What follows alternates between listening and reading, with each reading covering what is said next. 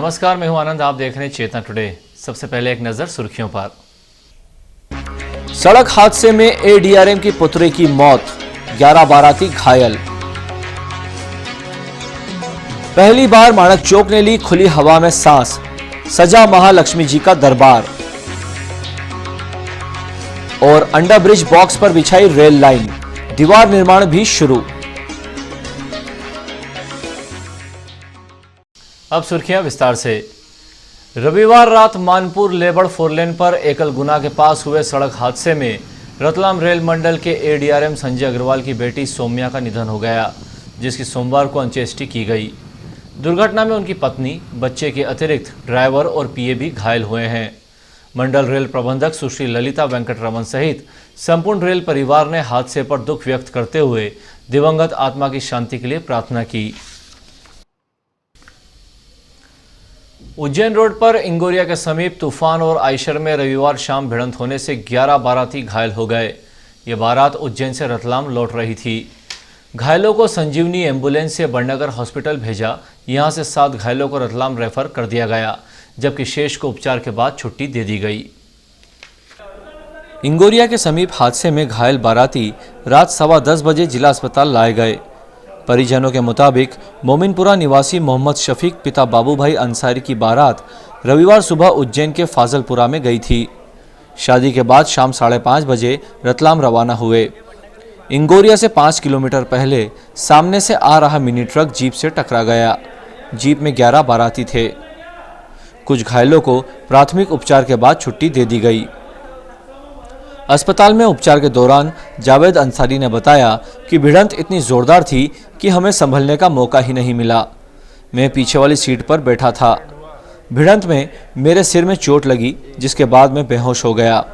उसके बाद क्या हुआ मुझे कुछ भी पता नहीं है।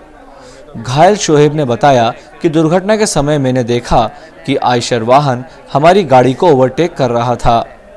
उसी दरमियान ड्राइवर साइड उसने टक्कर मारी और गाड़ी पलटी खा गई। अधिकांश बारातियों के सिर और हाथ में चोटें आई हैं। जिला चिकित्सालय में गंभीर रूप से घायल को भर्ती किया गया है। हादसे की जानकारी मिलते ही मराठों वास में रहने वाले कई परिवार अस्पताल पहुंचे और घायलों की मदद की। विधानसभा चुनाव में उम्मीदवारों की घोषणा के मद्देनजर चालू सप्ताह निर्णायक रहेगा। सूत्रों के मुताबिक 30 अक्टूबर को भाजपा केंद्रीय चुनाव समिति उम्मीदवारों के नामों पर अपनी स्वीकृति की मुहर लगाएगी। इसी क्रम में प्रदेश चुनाव समिति की 2 दिनी बैठक भोपाल में सोमवार से प्रदेश प्रभारी अनंत कुमार की मौजूदगी में आरंभ हुई। इधर कांग्रेस में भी टिकटों के निर्धारण की प्रक्रिया अंतिम चरण में है।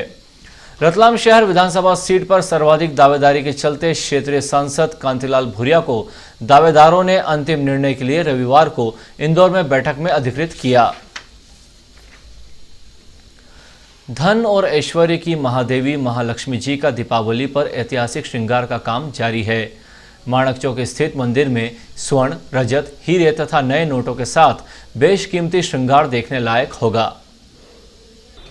शहर के प्राचीन महालक्ष्मी जी के मंदिर पर दीपावली के उपलक्ष्य में आभूषणों, हीरे जवाहरात तथा नगद मुद्रा के साथ बेहद ही सुंदर तरीके से श्रृंगार किया जा रहा है। पूरा मंदिर परिसर आभूषण और नए नोट से सजा है।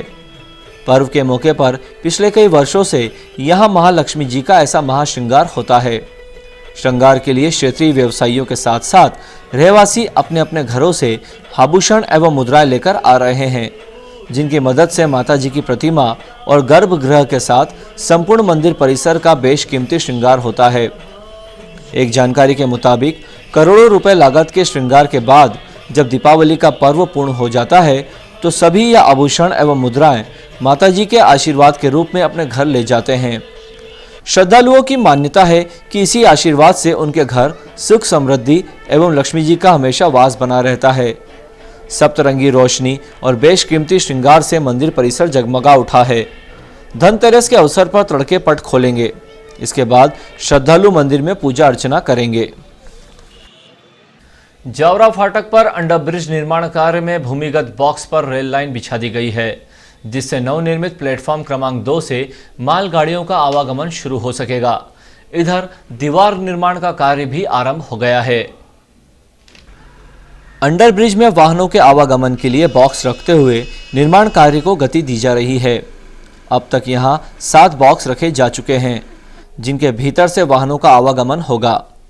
चूंकि इन बॉक्स को रखने के लिए रेल लाइन को हटा दिया गया था, इसलिए प्लेटफॉर्म से मालगाड़ियों का आवागमन बंद हो गया था। इस लाइन पर मेगा ब्लॉक के कारण आमान परिवर्तन से संबंधित सामग्री का परिवहन थम चुका था।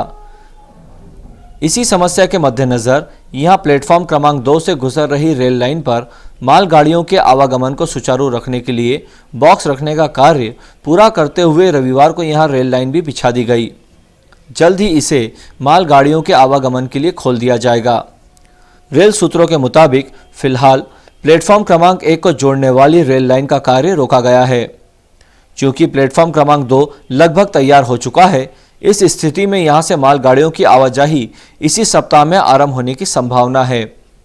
इसके साथ ही जावरा फाटक के उस ओर अंडरग्राउंड मार्ग के लिए खुदाई के कार्य के साथ ही दीवार निर्माण की प्रक्रिया भी शुरू हो गई है। यहां लोहे का जाल बिछाते हुए उस पर दीवार निर्माण किया जाएगा।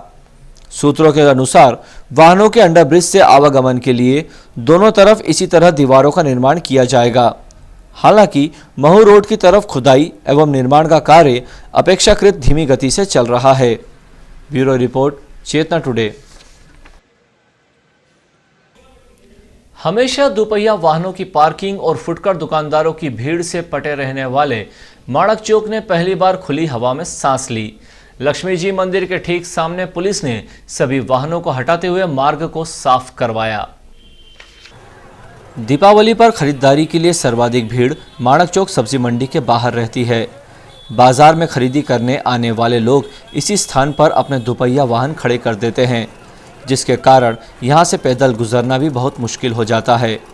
इतना ही नहीं, दोपहिया वाहनों की अव्यवस्थित पार्किंग के साथ साथ पूजन सामग्री एवं फल बेचने वाले दुकानदार ही अपने यहाँ दुकानें लगाकर भारी अव्यवस्था उत्पन्न कर देते हैं।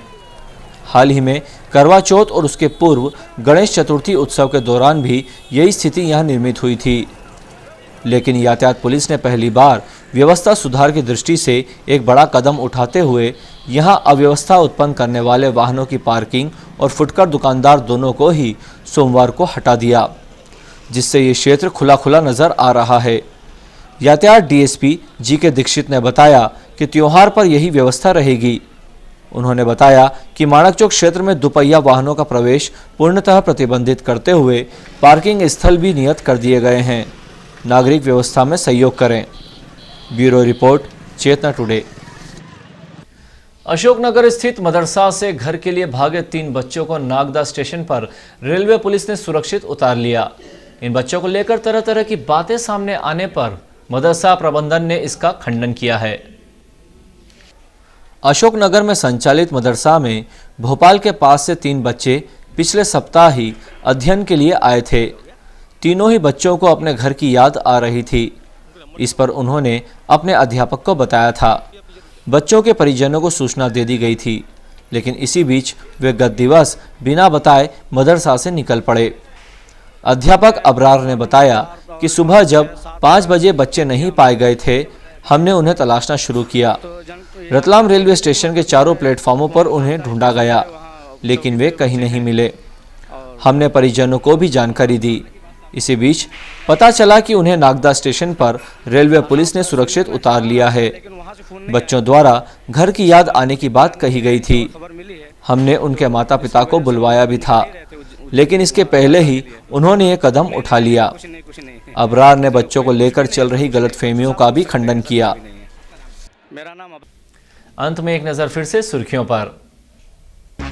सड़क हादसे में एडीआरएम की पुत्री की मौत, 11 बाराती घायल। पहली बार माणक चौक ने ली खुली हवा में सांस, सजा महालक्ष्मी जी का दरबार। और अंडर ब्रिज बॉक्स पर बिछाई रेल लाइन, दीवार निर्माण भी शुरू।